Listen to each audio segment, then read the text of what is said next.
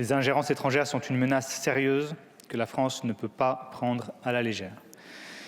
Ces opérations visent à manipuler les opinions publiques, déstabiliser nos sociétés, fragiliser notre économie ou encore la confiance dans nos institutions, dans notre démocratie. L'actualité ne cesse d'en témoigner. Ces ingérences peuvent prendre des formes multiples, cyberattaques, campagnes de désinformation, interférences dans les universités, j'en passe. Et elles ne font que s'accentuer, en particulier à l'approche des échéances électorales. On ne peut pas rester aveugle face à ces attaques, c'est pourquoi le groupe écologiste partage pleinement l'intention de ce texte. Je veux saluer une nouvelle fois le travail de la délégation parlementaire au renseignement, dont le rapport a servi de base à la proposition que nous examinons. Il faudrait que le Parlement renforce encore ses prérogatives sur ces questions régaliennes. Évidemment, ce texte à lui seul ne suffira pas à nous protéger contre l'ensemble des ingérences étrangères. Il faut s'intéresser à la question de l'information, de sa pluralité, de son indépendance. Il faut également aborder la question du financement des partis politiques et des campagnes électorales. Il ne s'agit pas d'isoler la France, mais de ne pas être naïf sur l'ensemble des moyens qui peuvent servir à nous déstabiliser. Sur le fond, le texte contient des mesures pertinentes.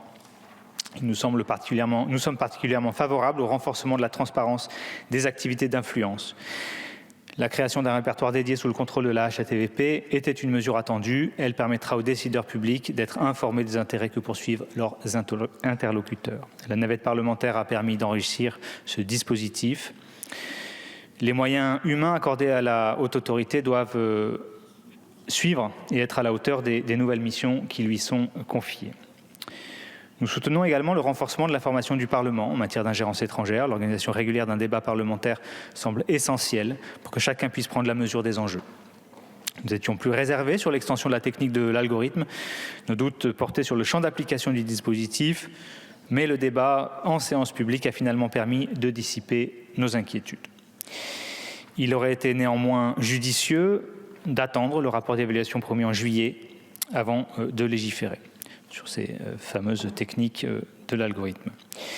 Nous avions soutenu le texte en première lecture, mais, il y a un mais, c'est l'article 4 bis ajouté par le Sénat qui nous semble quelque peu hors cadre. Nous ne sommes pas opposés à des sanctions plus sévères en cas d'ingérence étrangère. Nous avions d'ailleurs soutenu l'article 4 sur le gel des avoirs. Toute la difficulté est de définir strictement ce que l'on cherche à sanctionner.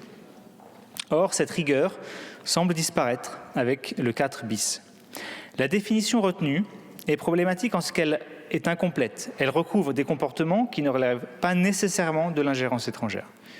Servir les intérêts d'une entité étrangère, ce n'est pas systématiquement, ce n'est pas automatiquement faire acte d'ingérence. L'ingérence suppose une volonté de nuire aux intérêts de la France. C'est la définition que nous avions retenue pour le gel des avoirs. Et c'est ce même critère qui existe pour délimiter les délits de trahison et d'espionnage. Je vous renvoie au chapitre 1er du titre 1er du livre 4 du Code pénal. J'y fais référence parce que c'est précisément à cet endroit que vous faites figurer votre nouvelle circonstance aggravante. En toute rigueur, c'est cette même logique qui devrait gouverner la matière qui nous occupe. Pour le dire autrement, l'article 4 bis ajouté par les sénateurs Les Républicains procède à un mélange des genres. C'est, je le crois, un cavalier législatif qui emporte des conséquences que nous n'avons pas eu le temps de mesurer. Si nous avions eu la possibilité d'amender le texte, nous aurions fait, pour limiter le motif d'aggravation de la peine, nous aurions limité le motif d'aggravation de la peine au cas d'ingérence. Le fait qu'une organisation soit enregistrée dans un autre pays ne suffit pas à elle seule à démontrer l'ingérence. Le déclenchement de la procédure accélérée nous prive de cette faculté d'amendement. Je le regrette, c'est un peu souvent le cas sur les textes que nous étudions. Je pense que l'urgence est un peu l'ennemi de la précision dans ce genre de texte, et c'est bien dommage. Notre démocratie doit pouvoir se protéger, mais elle ne peut pas le faire, elle ne peut le faire que dans le respect très strict des libertés fondamentales et libertés publiques. C'est la raison pour laquelle le groupe écologiste s'abstiendra sur le vote final de ce texte. Je vous remercie. Je vous remercie. La parole est maintenant